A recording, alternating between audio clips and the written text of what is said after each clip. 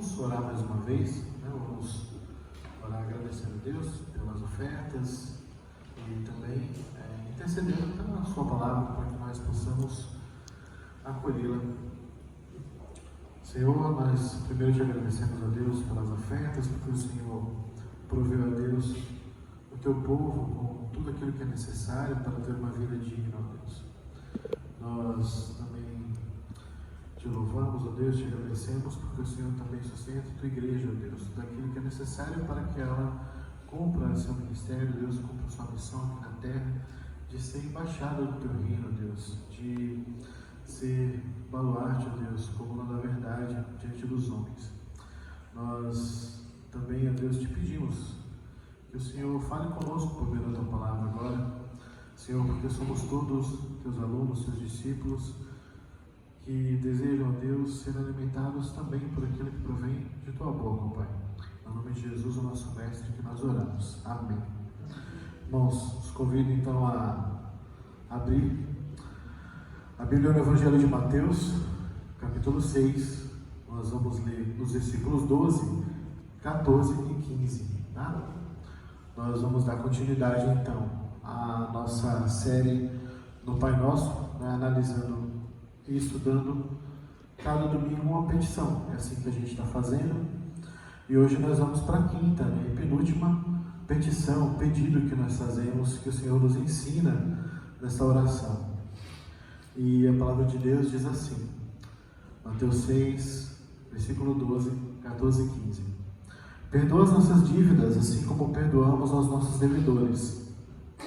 Pois se perdoarem as ofensas uns dos outros, no versículo 14, o Pai Celestial também lhes perdoará.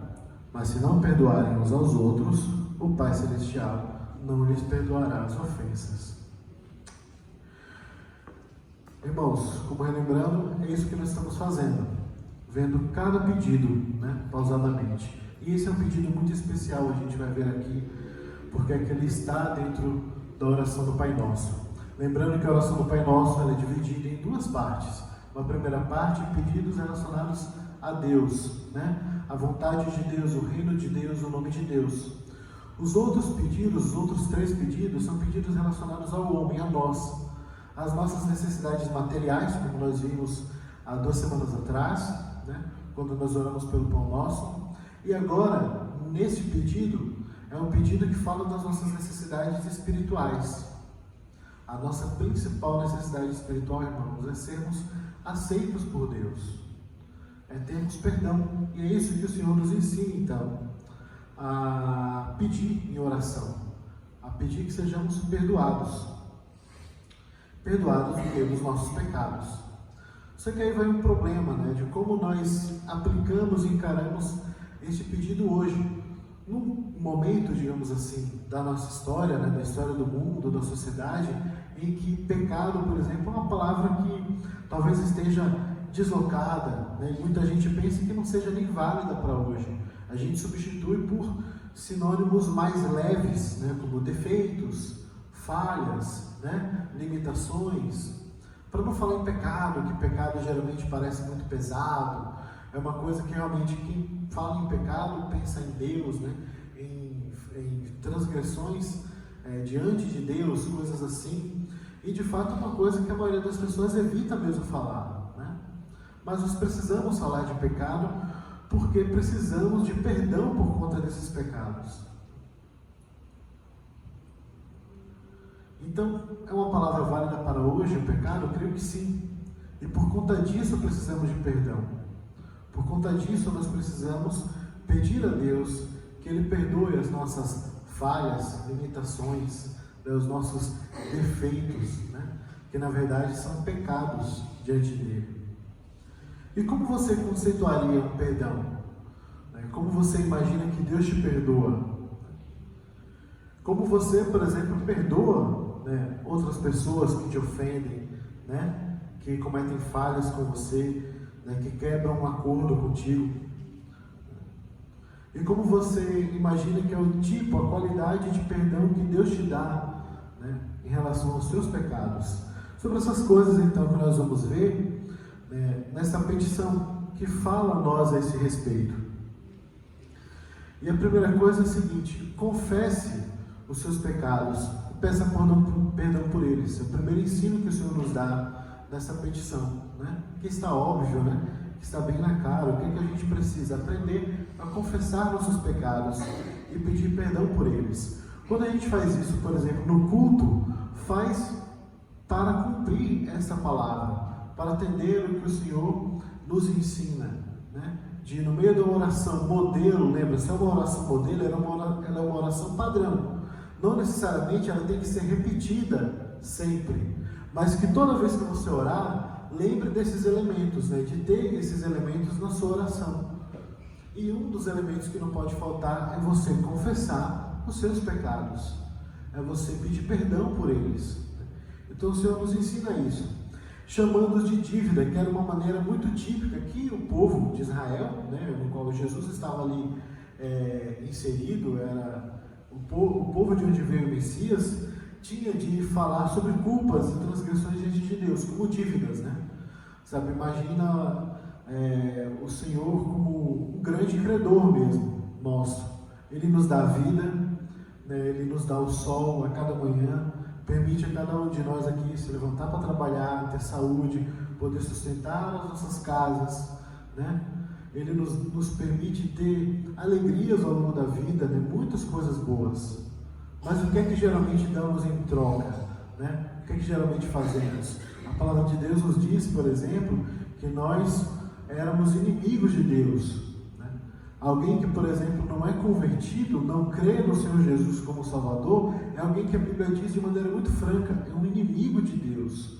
Olha só, é alguém que desagrada, odeia a Deus, o detesta.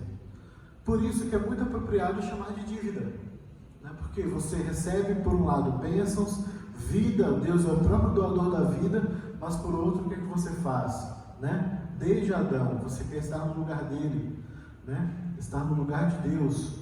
Você o odeia, o detesta, porque acha que ele, na verdade, é um fator limitador da sua vida, da sua felicidade. Então, é muito apropriado a gente pensar em dívida, até mesmo, e aqui é interessante, essa é uma oração para que crentes aprendam a orar. Ou seja, mesmo nós, crendo em Jesus, também precisamos reconhecer que com Deus estamos em dívida, em débito, porque recebemos muito mais. E nós, de fato, não somos nem um pouco capazes de retribuir. E muitas vezes não só não retribuímos, como fazemos aquilo que o desagrada. Mas dívidas aqui são pecados, né? Então os devedores são pecadores. E nós, cristãos, ainda pecamos. Nós não chegamos naquilo que nós poderíamos chamar de plenitude, de glorificação, certo? Que só virá na ressurreição.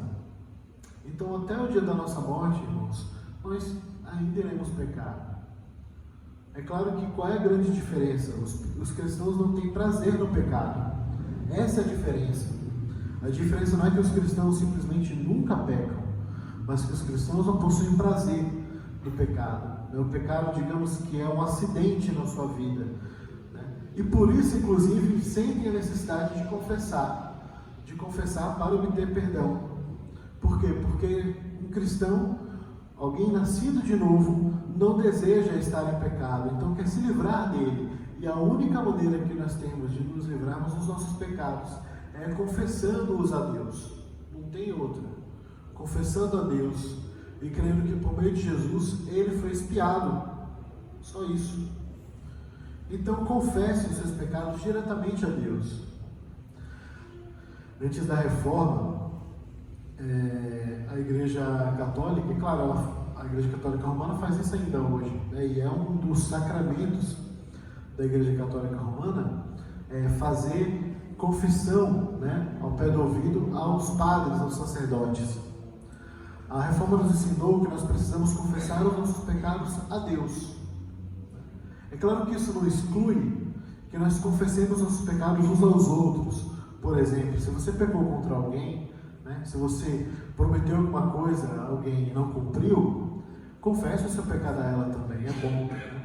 Maridos, confessem seus pecados cometidos contra suas esposas. Esposas, confessem seus pecados cometidos contra seus maridos, né? Os pais, com relação aos filhos, sim, né? Se pecarem contra seus filhos, peçam perdão. Olha que exemplo bom vocês darão de testemunho. E os filhos também aprendam a pedir perdão aos seus pais, né? Então é bom a gente confessar os pecados uns aos outros, especialmente aqueles que nós cometemos realmente diretamente a alguém, mas inclusive aqueles que nós cometemos e que precisamos confessar a alguém, né?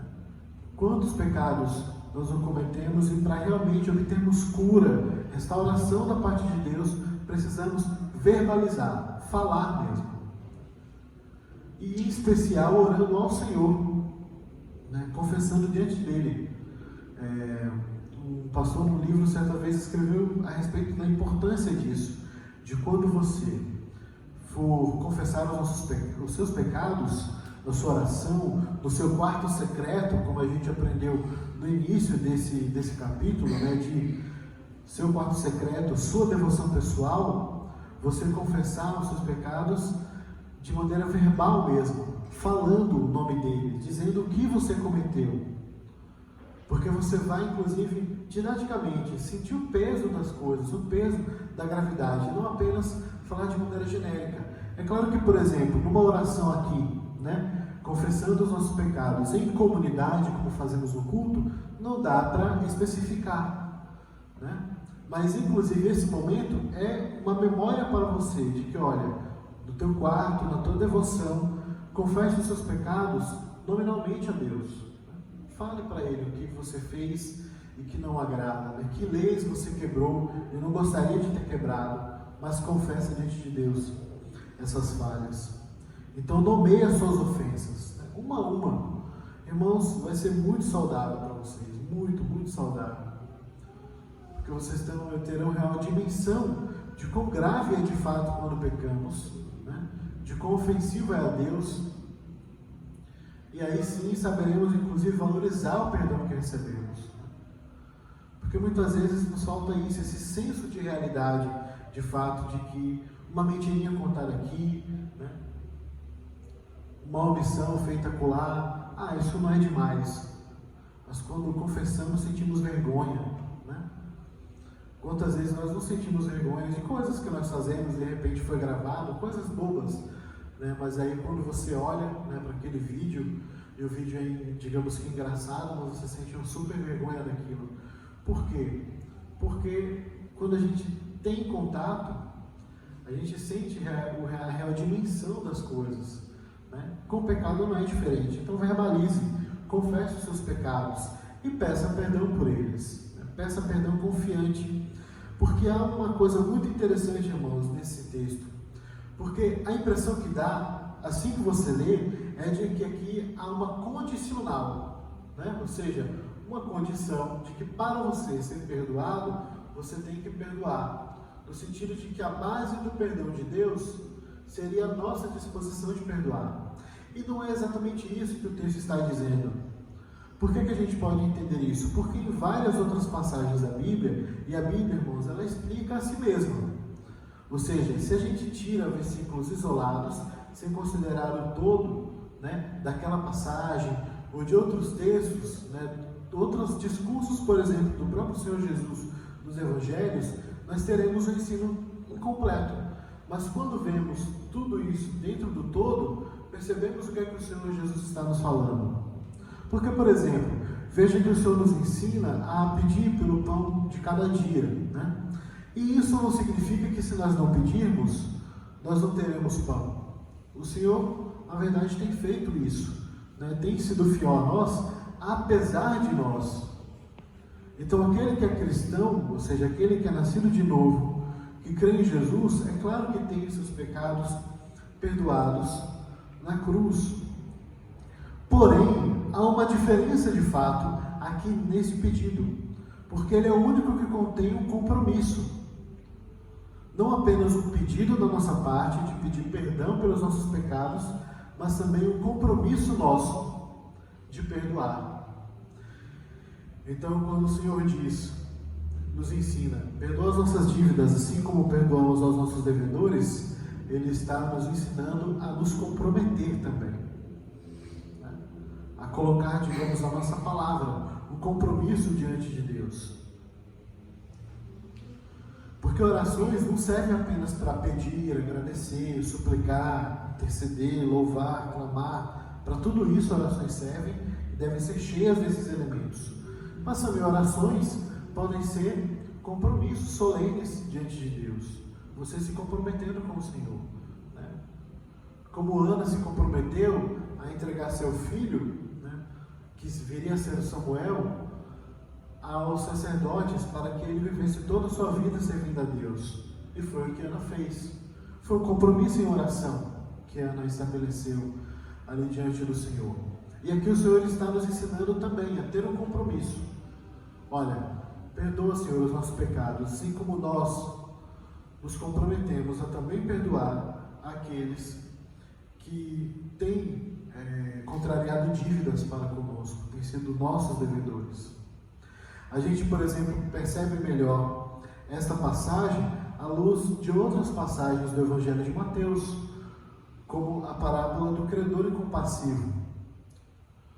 O Senhor Jesus, ele conta quando Pedro pergunta, né, a quantidade de vezes que nós devemos perdoar alguém, e aí o Senhor responde como? Perdoa 70 vezes 7, não apenas 7 vezes. 70 vezes 7, porque deve ser 490 vezes, e depois, no número 491, eu esqueci agora como seria o ordinário dessa sentença, você não vai mais perdoar de maneira alguma. O que ele, na verdade, está fazendo, exagerando para ser didático, de novo, né? De olha, você tem que perdoar sempre. Sempre, você tem que andar a segunda milha. Sempre. Não há limites para a necessidade de perdoar. Então ele propõe uma parábola para ilustrar o que ele está falando para Pedro e para os demais discípulos. E ele fala de um credor, né, que tinha um servo que devia uma quantidade de dinheiro, e era bastante, e esse clama ao credor, né? Clama porque ele vai acabar tendo seus filhos escravizados, sua mulher, enfim, ele vai ficar na prisão até que pague o último tostão. E o clamor dele é atendido, né? Este credor, ele se compadece, diz: tudo bem, vou perdoar sua dívida, né? Você já não me deve mais nada. E aí esse mesmo servo agora é credor de alguém que ele encontra na rua, e no modo como o Senhor Jesus nos conta a parábola, é como se fosse de imediato, né? Ele acaba de sair do banco, né? Cruza a esquina e encontra alguém que devia R$10 para ele. Devia uma mixaria comparado ao que ele devia de milhões ao banco. E ele simplesmente pega no pescoço, né, sacode o seu devedor e decide cobrá-lo ali da maneira mais vergonhosa, mais dura possível. E o Senhor Jesus fala que o credor, né, maior, vendo aquilo que o seu ex-devedor estava fazendo, decide então: olha, é assim, quer dizer que você foi perdoado, você não teve condições de perdoar a dívida de outro que te devia, então você vai para a prisão e só sai de lá depois de pagar o último tostão. Irmãos, isso ilustra o que é que o Senhor Jesus quer nos falar aqui. De que não tem de fato como a gente pedir perdão pelos nossos pecados e ao mesmo tempo não nos comprometermos em perdoar aqueles que nos devem. Não tem condição. O parâmetro, o padrão desse nosso compromisso, do nosso relacionamento com Deus, a gente falava um pouco ontem a respeito disso quando falávamos sobre lei, né? E falamos um pouco sobre perdão. É o padrão que nós temos de relação com o próximo, porque não tem como a gente medir, né, de maneira, digamos que mais clara. Em economia, a gente usa um termo chamado proxy, que é quando você tenta medir uma coisa, mas você não tem medidas muito certas. Aí você usa o quê? Uma medida aproximada, ou seja, uma coisa que te dá uma ideia a respeito daquilo que realmente você quer medir, você quer testar. E há uma proxy, digamos assim, né? Um termômetrozinho que nós podemos usar, e falamos sobre isso ontem, a respeito do nosso relacionamento com Deus. É como anda o nosso relacionamento com o próximo. Uma pessoa que realmente é perdoada pelo Senhor, passa o perdão adiante, irmãos. Não fica para si, não guarda rancores. Sabe que o Senhor, inclusive, é o seu vingador, né? É aquele que lhe faz justiça. Então ele não precisa guardar nada, em absoluto. O nosso relacionamento com o próximo, então, diz muito a respeito de como nos relacionamos com Deus mesmo. E não importa o tamanho do pecado cometido, não importa quantas vezes as pessoas, né, cometam pecados contra nós, esse compromisso é um compromisso permanente para todo o tempo. E que a gente agora, então, assume em oração diante do Senhor. Né, de que, olha, à medida que eu perdoar o meu próximo, Senhor, é como eu quero ser perdoado. É um comprometimento. É claro que, de novo, né, só para deixar isso bem claro, de que ele não está dizendo que o perdão de Deus, por meio de Jesus, tão gratuito na cruz, do qual é requerido apenas fé, ele de modo algum depende dos nossos atos. Mas, irmãos, essa fé nunca vem sozinha. Essa fé vem com uma disposição genuína e que a gente jamais pensou em ter, de querer satisfazer a vontade de Deus, de ouvir a sua voz, né, de ter uma convicção grande de que é Deus que, quando fala, nos dá vida.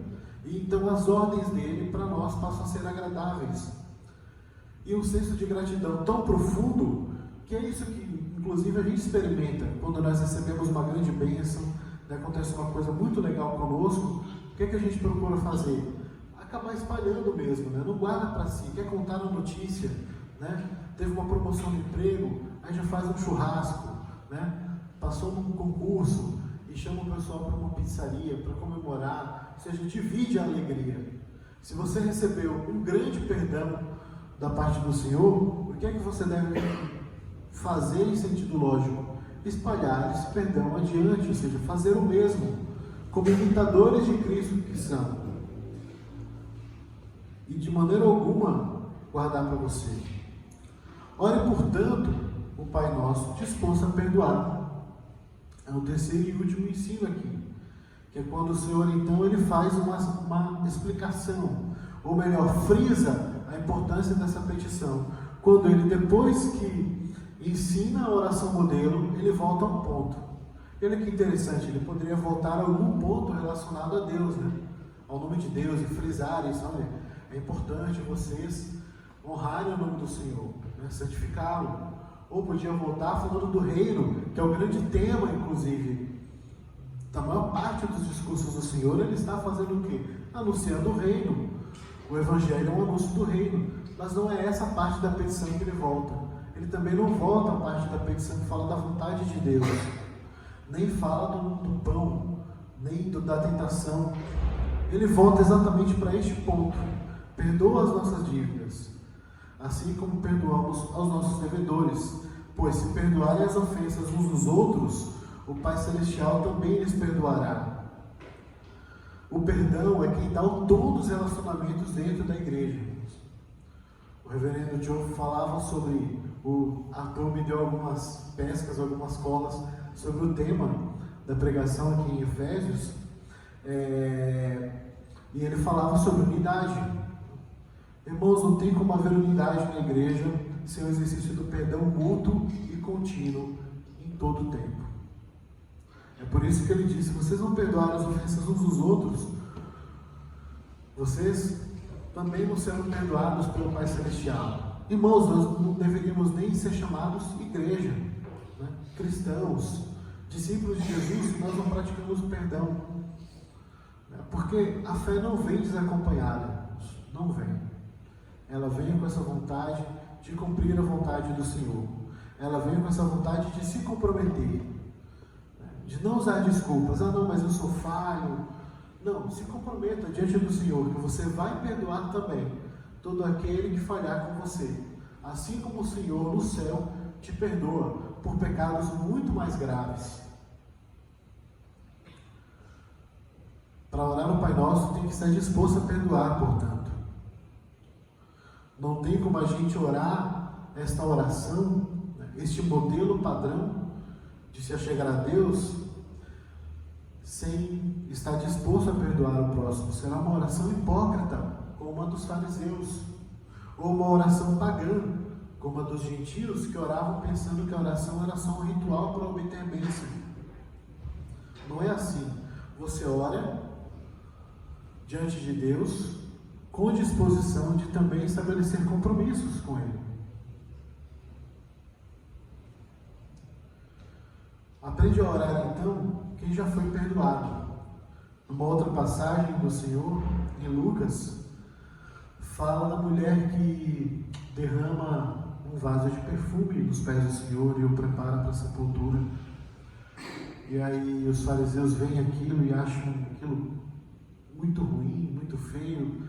E a mulher é pecadora e dizem: o Senhor não sabe que a mulher que está te tocando os pés é uma mulher pecadora, né? Está chorando, lavando os pés do Senhor com lágrimas, dizendo. E aí o Senhor diz que aquele a quem muito é perdoado, muito ama, humilhando os fariseus. Eles não amavam o Senhor, porque eles nunca, inclusive, tinham pedido perdão, né, ao Senhor pelos pecados que cometiam. Eles se achavam justos. Irmãos, o Pai Nosso é uma oração para a gente que sabe que está em débito com Deus, e que por conta disso não tem nenhum cacife, né, nenhuma autoridade para cobrar dos outros e não dar perdão também às ofensas alheias. E aí, concluindo, eu quero dizer o seguinte: passe adiante essa prática de perdão. Esse pedido é um pedido com uma aplicação muito prática, mas muito difícil de fato.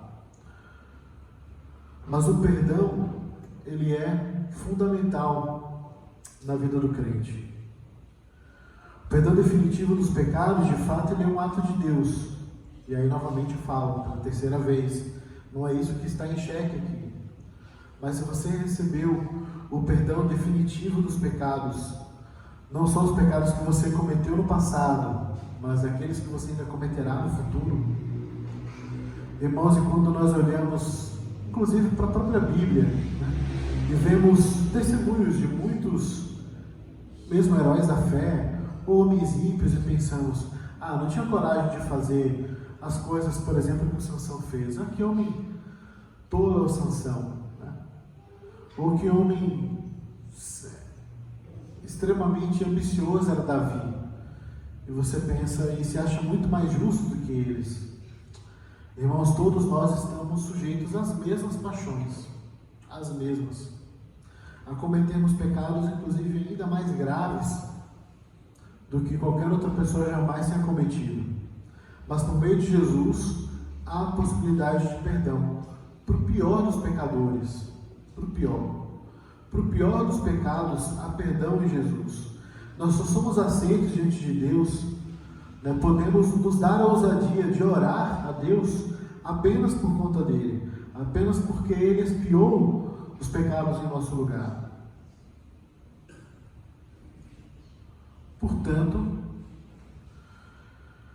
eu faço a pergunta a vocês: pedir perdão e perdoar tem feito parte da sua vida? O perdão nos leva à humildade, irmãos, a reconhecer o nosso estado, né, de humilhação, de dependência de Deus. Se o pão nosso nos fala das nossas dependências físicas, né? O perdão nos fala da nossa dependência moral, espiritual de Deus. Ao mesmo tempo também ele nos faz olhar para frente, porque o tipo de perdão que o Senhor aqui nos ensina é o tipo de perdão que Ele mesmo pratica. O Senhor é aquele que lança as nossas iniquidades no mar do esquecimento, ou seja, Ele não cobra de volta aquilo que foi perdoado. Então nós também não deveríamos fazer o mesmo. Ontem a gente, conversando de novo sobre isso, né, e falava a respeito de como um professor meu, né, gosta de falar, de fazer essa ilustração de que muita gente perdoa como o cachorro enterra osso, né, para depois de algum tempo cavar e mostrar de novo, né? Quantas vezes a gente não faz isso? Perdoar e diz: eu perdoo, mas não esqueço, né? Eu perdoo, mas, né, eu desejo reparação. Não é isso. O perdão que o Senhor nos concede está nos ensinando a pedir nesta oração e o perdão que Ele está nos levando a nos comprometer a praticar é um perdão que olha para frente, irmãos. É um perdão que restabelece os relacionamentos quebrados e olha para frente. As coisas do passado ficam no passado e a gente segue adiante. Porque quem não perdoa, irmãos, fica preso, né? Fica preso a rancores, a mágoas, a passados. Não anda em novidade divina de modo algum. Por isso eu pergunto novamente, e fica essa pergunta para a gente refletir. Pedir perdão e perdoar tem feito parte da sua vida? Você tem praticado perdão? Né? Tem sido alguém que manifesta, né, a Jesus, aos outros, como uma pessoa perdoadora e se humilha diante de Deus pedindo perdão? Vamos cantar agora e depois eu convido o reverendo Edward, pastor da nossa igreja lá de Aracaju, a fazer uma oração e depois impetrar a bênção